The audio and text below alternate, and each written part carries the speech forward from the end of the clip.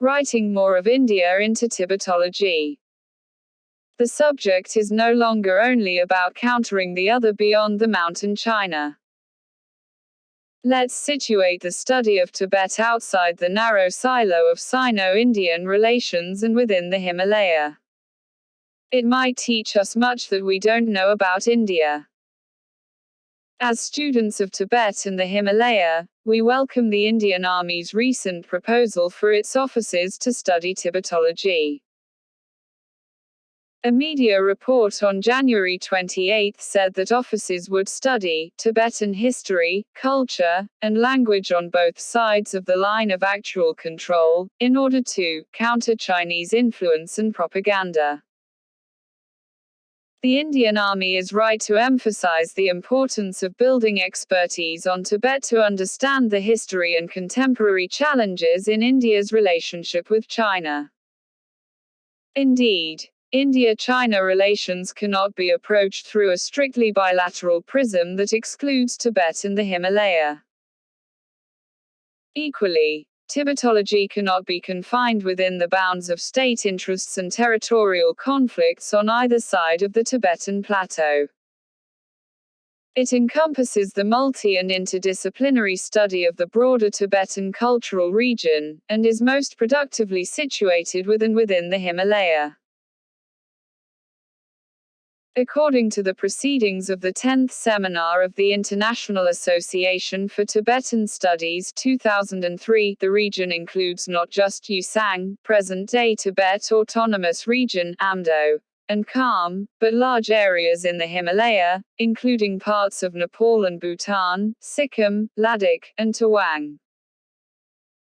We believe that approaching the region through these trans-Himalayan connections, as opposed to nation-state silos, can teach us not just about Sino-Indian relations but also about large parts of India. Colonial provenance. As with other parts of the colonized world, the production and codification of knowledge about Tibet served European imperial interests. Britain recognized the importance of Sikkim and Bhutan in securing its interests in Tibet, and its political officer in Sikkim cultivated close relations with aristocratic families in the region. Simultaneously, from Warren Hastings in the 1770s to Francis Younghusband in 1903–04, an army of cartographers, mountaineers, missionaries, linguists, and botanists worked to produce definitive knowledge about Tibet for British India. On the one hand, works of fiction such as James Hilton's Lost Horizon 1933 painted a mythical image of Tibet as Shangri-La, a utopian society untouched by modernity, the repository of a putative true Buddhism. On the other, imperial realpolitik wrestled with demarcating the territorial boundaries of British India and its protectorates, most notably through the McMahon Line 1914. These approaches shaped initial academic engagements with Tibet, trends which persist to this day. Free India, Tibetan Studies. Independent India recognized the economic and cultural ties that traverse the Himalayas and the role of Buddhism as the connecting tissue. This informed the institution-building efforts of the government in the 1950s. Dedicated to Tibetan and Buddhist studies, the Central Institute for Buddhist Studies and the Central Institute of Higher Tibetan Studies were established in Leh and Sarnath, Varanasi, respectively, as was the Namgyal Institute of Tibetology in the erstwhile Kingdom of Sikkim, which was inaugurated by Jawaharlal Nehru in 1958. The institutes in Sarnath and Gangtok are on the Indian Army's list of places where officers can study Tibetology. These efforts notwithstanding, studies on Tibet by Indian academics have largely mirrored India's geopolitical anxieties, which were exacerbated after the Sino-Indian War in 1962. Some exceptions such as Giriya Saklani and T.C. Palakshapa aside, the majority of Indian scholarship on Tibet has continued to focus on the role of Tibet in the bilateral relationship between India and China, or on Buddhism.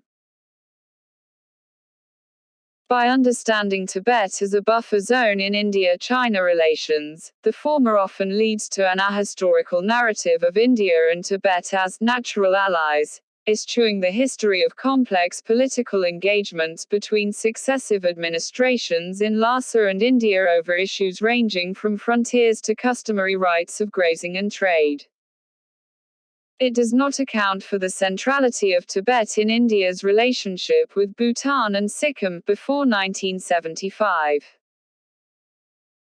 Similarly, with respect to Buddhism, the Guru Chela narrative of India as the birthplace of Buddhism and Tibet as the recipient of this knowledge dominates, as does the idea of Buddhism as a derivative of Hinduism. This often excludes a view of Tibetan Buddhism as a living and evolving entity that thrives in large parts of the Himalayan region.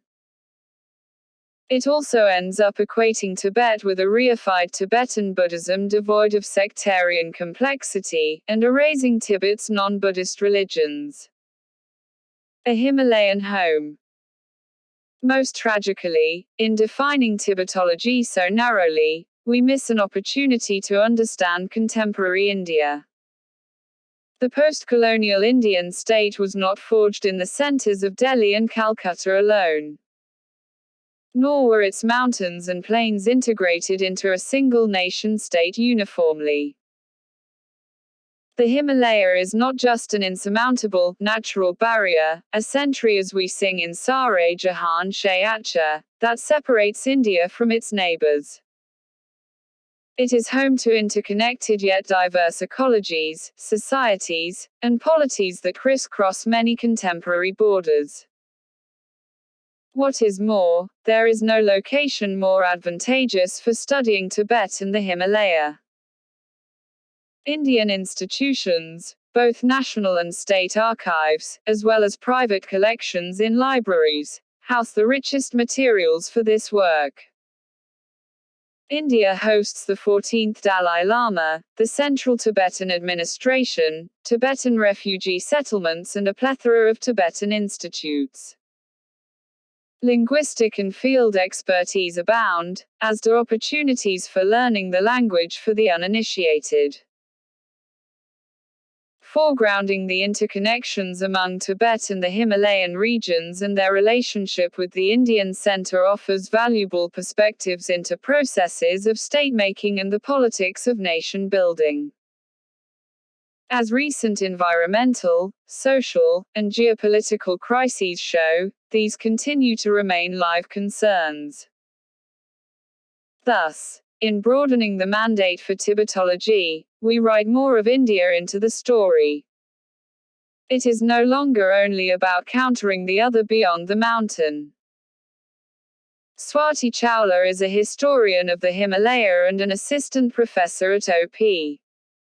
Jindal Global University. Madhura Balasubramaniam is an independent researcher studying Tibetan rehabilitation in India.